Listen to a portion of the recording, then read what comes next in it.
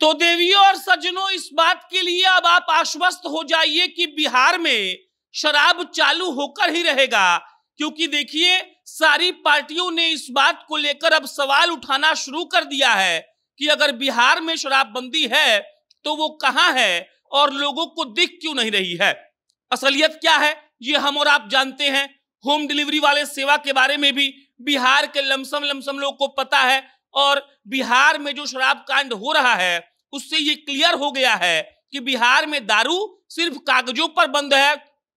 और लोगों को जब चाहिए जहां चाहिए शराब मिल जा रहा है। इस बात को आप ऐसे भी समझ सकते हैं कि तेजस्वी यादव ने अपने कई सारे इंटरव्यूज में ये कहा है कि अगर हमारी सरकार आई तो हम इस बात पर फिर से चर्चा करेंगे, हम समीक्षा करेंगे। कई बार लोगों ने कहा है, मुकेश सहनी ने कहा है, चिराग पासवान ने कहा है, प्रशांत किशोर तो ये तक बोल गए हैं कि हमारी सरकार बनी तो 1 घंटे में हम शराब को हटा देंगे, मतलब जो कानून लगा हुआ है उस कानून को हटाएंगे और बिहार में जो शराबबंदी है वो बंदी हट जाएगी और फिर से बिहार में शराब मिलने लगेगा। अब आपको लग रहा होगा कि हम ऐसा क्यों कह रहे हैं, तो आप इस बात को समझिए। जो सिवान में और सारण में हुआ है ये सबको पता है। अब तक लमसम 40 लोगों की जान जा चुकी है और ऐसा भी कहा जा रहा है कि अभी और लोगों का अस्पताल में जो लोग भर्ती हुए हैं उन लोगों का भी स्थिति क्रिटिकल है और उनके साथ भी कुछ भी हो सकता है। तो स्थिति ये है कि बिहार में शराब वाकई में चालू हो सकता है, और हम ये दावे के साथ इसलिए भी कह रहे हैं क्योंकि देखिए समीक्षा की बात जदयू को छोड़कर लमसम सारे पार्टी वाले कर रहे हैं। जीतन राम मांझी एनडीए के ही सदस्य हैं, कई बार ये कह चुके हैं कि शराबबंदी के चलते जो सबसे ज्यादा नुकसान है वो गरीब लोगों को है, उन लोगों को है जिन लोगों के पास खाने का पैसा नहीं है। वो कहते हैं कि व्हाइट कॉलर लोग रात के 10 बजे के बाद दारू पीते हैं और जो गरीब है उनके घर में पुलिस वाले घुसकर उनको परेशान करते हैं, और ये तमाम बातें इसी ओर इशारा कर रही हैं कि बिहार में शराब चालू होगा और शराब चालू करने के लिए सारी पार्टियां हो सकता है कि एक साथ आएंगी।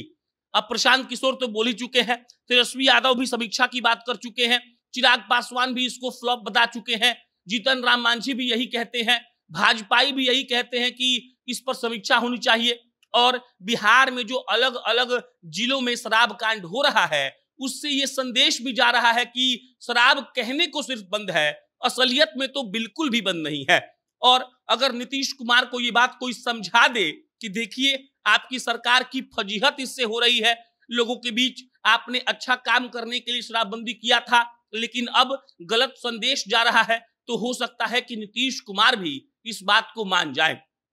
सब लोग जानते हैं कि शराबबंदी की असलियत क्या है, सब लोग जानते हैं कि हकीकत में शराबबंदी सिर्फ कागजों पर है, और अगर देखा जाए तो शराबबंदी सिर्फ बोलने के लिए है। किसी भी आप जाके जिले में देखिए लोग यही बोलेंगे कि शराब बहुत आसानी से मिल जाता है, दाम दुगना लगता है, शराब पहले दुकान पर जाकर खरीदना पड़ता था, अब तो घर पर ही लोग पहुंचा देते हैं। और अभी जो सिवान में और सारण में हुआ वो एक तरीके से नमूना है इस बात का कि शराबबंदी बिहार में बिल्कुल भी नहीं है।